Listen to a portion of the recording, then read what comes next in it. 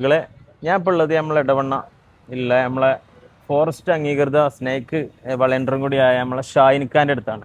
ഇപ്പൊ ഈ പാമ്പിന്റെ വിഷയമാണല്ലോ നമ്മളെ നാട്ടിൽ കൂടുതൽ ആയിട്ട് കേൾക്കുന്നത്. അത് കൂടുതൽ അറ്റൻഡ് ചെയ്യുന്ന ഒരാളെ എന്ന വിധത്തിൽ നമ്മളെ ഷായിനിക്കാക്ക് എല്ലാം അറിയാം. അന്ന് പറയും അതിനെ കുറിച്ച്. അല്ല നമുക്കറിയാം. നമുക്ക് ഈ ഇടയായിട്ട് തന്നെ കുറച്ച് ദിവസങ്ങളായിട്ട് പത്രങ്ങളിലും ചാനലുകളും അതുപോലെ തന്നെ സോഷ്യൽ മീഡിയയിലൊക്കെ നിറഞ്ഞു നിൽക്കുന്ന ഒരു വാർത്തയായി മാറിയിരിക്കുകയാണ് ഇപ്പോൾ ഈ സ്നേക്ക് വിഷയം.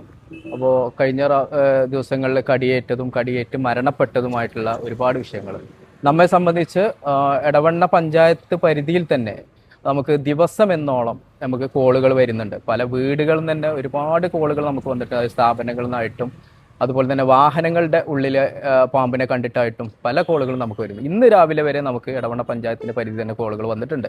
അപ്പോൾ ഇപ്പോൾ ചൂട് നമുക്കറിയാം, കടുത്ത ചൂടാണ്. ഇപ്പോൾ നമുക്ക് ഈ ഒരു സമയത്ത് ഇവർ തണുപ്പ് തേടി വരികയാണ്. അപ്പോൾ ആ സമയത്ത് നമ്മളെ വീടിൻ്റെ അകത്തും അല്ലെങ്കിൽ വെള്ളം ഒഴുകുന്ന ഭാഗങ്ങളിലൊക്കെ ചെടികളുടെ ഇടയിലൊക്കെ വന്ന് നിൽക്കുന്ന ഒരു അനുഭവമാണ് ഇപ്പോൾ കണ്ടുകൊണ്ടിരിക്കുന്നത്.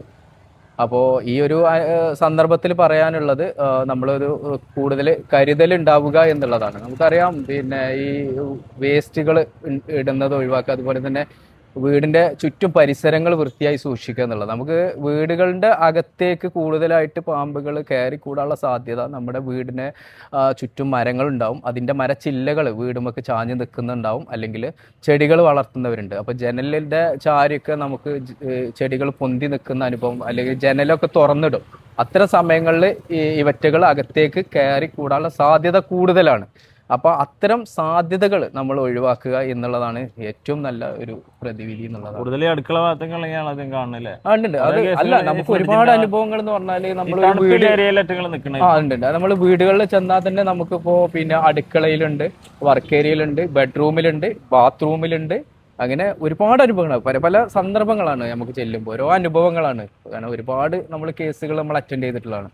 അപ്പോൾ ഇത് വല്ലാതെ കണ്ടുവരുന്നു എന്നുള്ളത് ഒരു വലിയൊരു അപകടമാണ്. പാമ്പ് കടിച്ചു കഴിഞ്ഞാൽ അറിയാലോ, വലിയ അപകടങ്ങളാണ്. പല വിഷമുള്ള സാധനങ്ങളുണ്ട്, വിഷമില്ലാത്ത ഇനങ്ങളുണ്ട്. പക്ഷേ വിഷമില്ലാത്ത ഇനങ്ങളെ തന്നെ വീട്ടുകാർ കണ്ടിട്ട് പേടിക്കണം. അവർക്കറിയില്ല പാമ്പ് ഏതാണെന്നുള്ളൂ. നമ്മൾ ചെല്ലുമ്പോഴാണ് ഇത് വിഷമില്ലാത്ത ഇനാണ് അല്ലെങ്കിൽ വിഷമുള്ളതാണെന്ന് നമുക്ക് തരംതിരിക്കാൻ പറ്റുന്നത്. അപ്പൊ അവർക്ക്, വീട്ടുകാർക്ക് പാമ്പ് എന്ന് പറയുമ്പോൾ അത് പേടി. നിങ്ങളെ പിടിക്കണ നേരെ ഫോറസ്റ്റ്. അതായത് നമ്മൾ പിടിക്കുന്ന സമയത്ത് തന്നെ നമ്മൾ ഫോറസ്റ്റിനെ അറിയിക്കും. അവർ വന്ന് നമ്മൾ ബൈ ഹാൻഡ് അവരെ കൊണ്ടുപോകും. അങ്ങനെയാണ് ചെയ്യാറ്. അപ്പം അങ്ങനെയൊക്കെയാണ് കേസുകൾ. അപ്പം മാക്സിമം എല്ലാവരും ശ്രദ്ധിക്കുക. എല്ലാം ഈ വീടിന്റെ പരിസരങ്ങളൊക്കെ നല്ല വൃത്തിയോടെ സൂക്ഷിക്കുക, അത്രേ ഉള്ളൂ പറയാൻ. പിന്നെ ഇതിൽ ഈ ഒരു സന്ദർഭത്തിൽ പറയാനുള്ളത്, പിന്നെ ഈ പാമ്പ് കടി ഏറ്റ് കഴിഞ്ഞാൽ നമ്മൾ ശ്രദ്ധിക്കേണ്ടതുണ്ട്. അതും നമ്മൾ ആളെ ടെൻഷൻ ഫ്രീ ആക്കുക എന്നുള്ളതാണ് ഏറ്റവും